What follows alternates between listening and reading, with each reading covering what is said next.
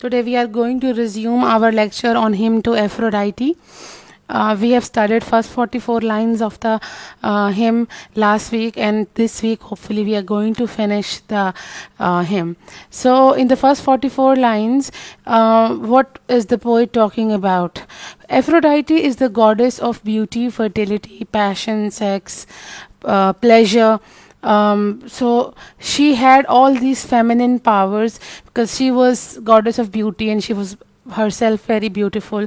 She was goddess of passion and pleasure. So she used to originate feelings of love in people's heart, and she was also goddess of sex.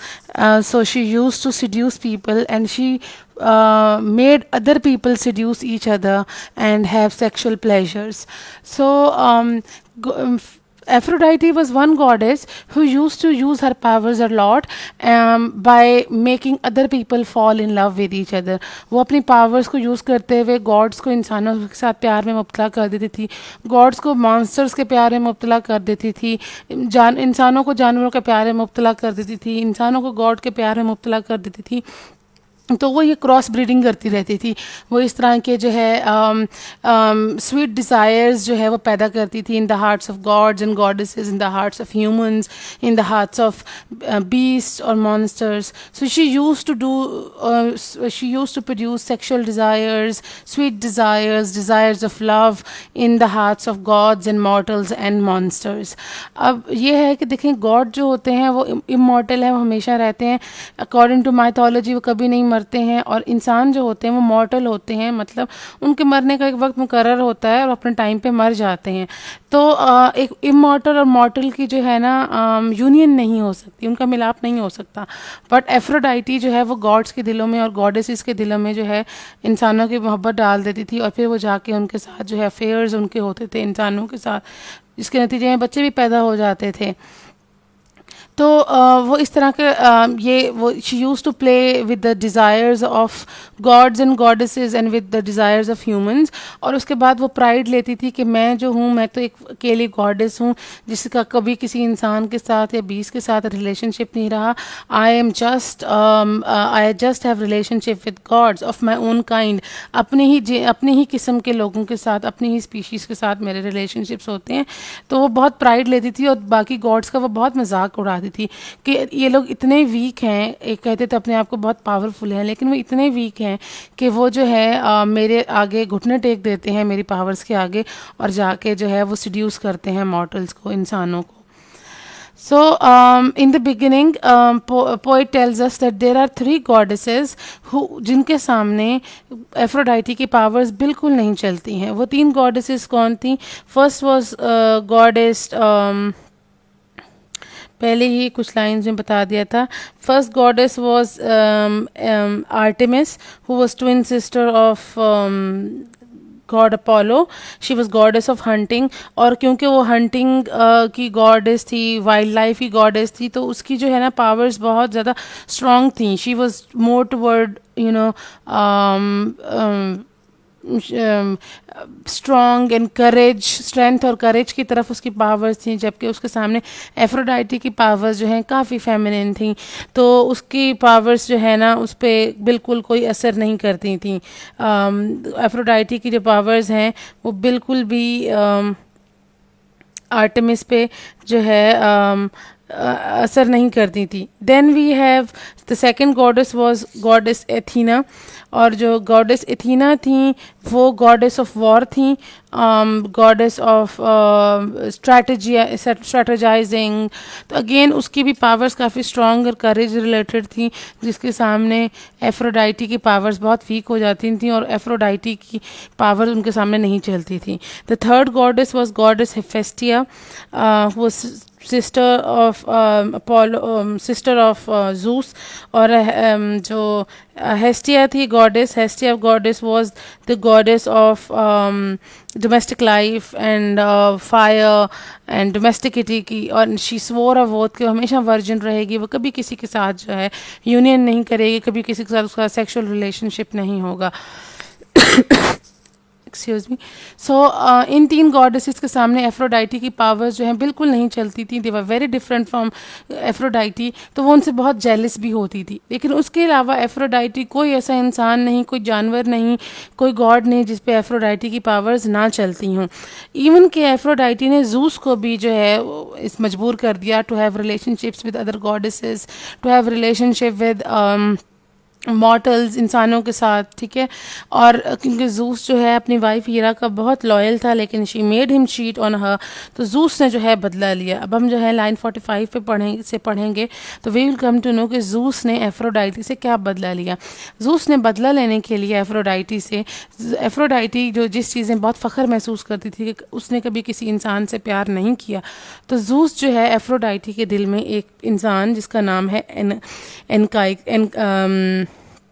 जिसका नाम है line number कहीं इधर mentioned होगा, yes, एनकाइकिक्स के साथ जो है उसके दिल के लिए जो प्यार है वो एफ्रोडाइटी के दिल में पैदा कर देता है।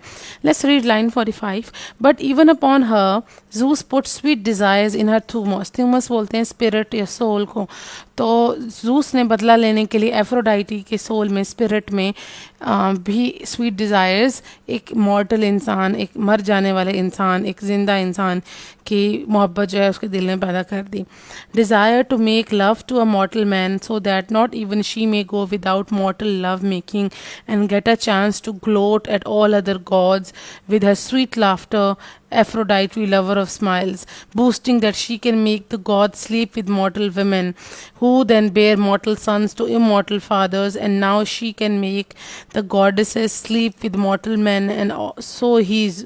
तो यहाँ लाइन 45 से लेके लाइन 52-53 तक जो है ना, जो बात बताई जा रही है कि जूस ने क्यों बदला लिया एफ्रोडाइटी से, उसके दिल में स्वीट डिज़ायर्स पैदा की to make love to a mortal man, क्योंकि एफ्रोडाइटी बड़ा इतरादी थी, फ़ख्र महसूस करती थी कि उसने कभी मॉर्टल लव मेकिंग नहीं की, इंसान के साथ जो है सेक्शुअल यूनियन नहीं बनाई, जबकि वो बाकी जितने भी गॉड्स हैं वो औरतों के, इंसानी औरतों के साथ उनके रिलेशनशिप्स हैं और औलादें हैं, और जो गॉडेसेस हैं उनके मर्दों के साथ रिलेशनशिप्स हैं और उनके साथ औलादें हैं, लेकिन एक मैं ही वो गॉडेस हूँ जिसका कभी किसी इंसान के साथ रिलेशनशिप नहीं रहा। तो उसने उसका ये फ़ख्र तोड़ने के लिए और बदला लेने के लिए कि उसने जूस को अपनी बीवी के साथ चीट करने पे मजबूर किया, तो एफ्रोडाइटी के दिल में जो है मोहब्बत पैदा कर देता है।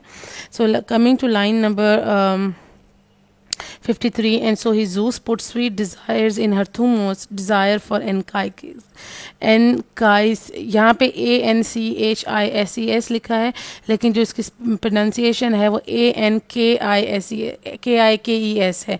जो मैंने आपको नोट्स भेजे हैं उसमें वो प्रोनाउंसिएशन लिखा भी है, तो इट्स Anchises, ठीक है।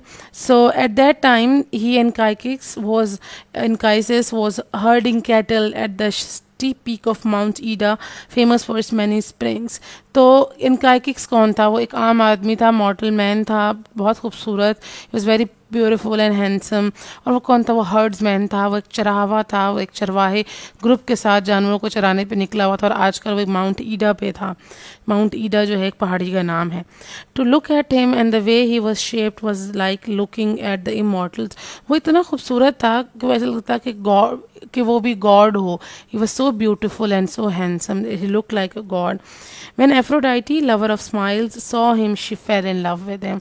और जब एफ्रोडाइटी ने उसको देखा कि किस शख्स के लिए मेरे दिल में इतनी जो है स्वीट डिज़ायर्स पैदा हो रही हैं, और जब वो एनकाइकिक्स को देखती है तो उसके प्यार में गिरफ्तार हो जाती है। She just falls in love with him.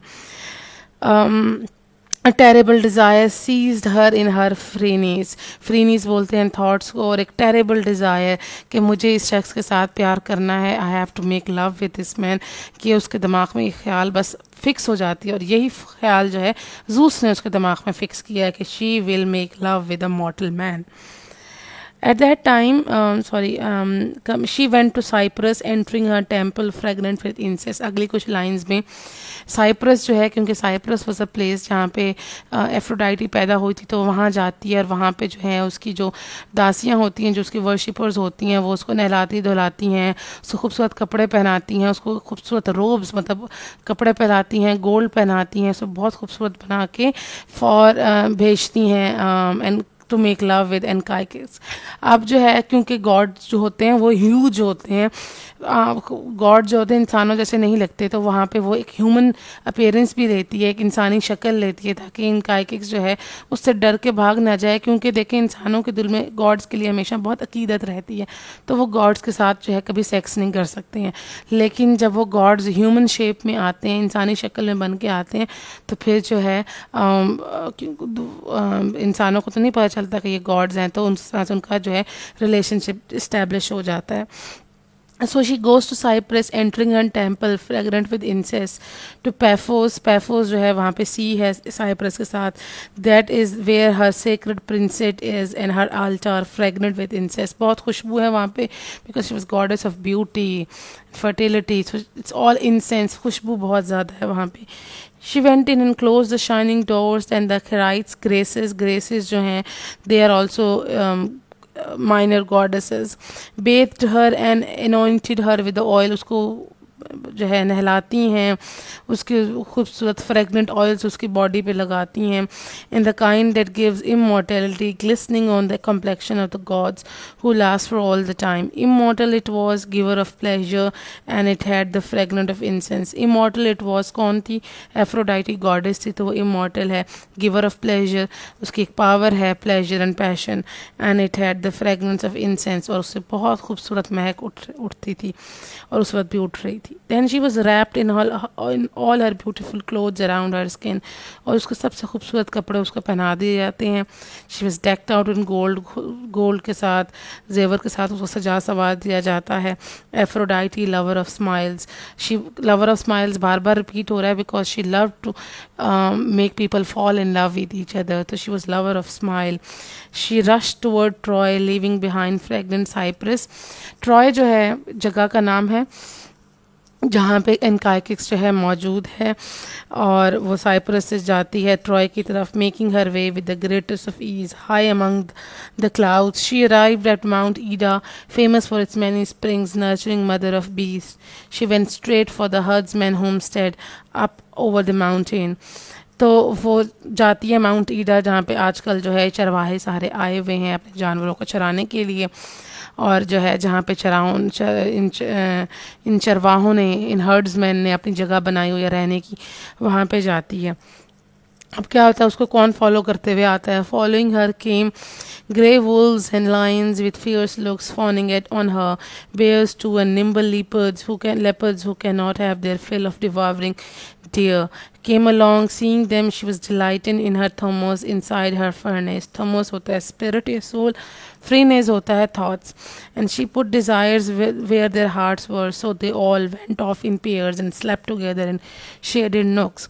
In line 70 से लेके 75 में they are telling कि different तरह के जानवर, wolf से लेके lions, leopard, बेयर, सब जो है उसका पीछा करते हुए आते हैं. और फिर वो जो है, क्योंकि वो इतनी खूबसूरत लग रही है और वो वहाँ आई है और माउंट ईडा जो है, इस माउंटेन ऑफ बीस्ट, वहाँ बड़े खूनखार जानवर हैं, तो वो जानवर उसके पीछे आते हैं, तो वो उन सब के दिलों में स्वीट डिज़ायर्स पैदा करती है. फिर look at the line 73, she put desires where their hearts were, उनके दिल में खुश स्वीट डिज़ायर्स पैदा कर देती है. और फिर वो जो जानवर हैं जोड़ों की शक्ल में वापस चले जाते हैं कोने खुदरों में, गारों में, एंड दे मेक लव, जिससे वो बहुत उससे खुशी मिलती है, because she was lover of smile. She use to she love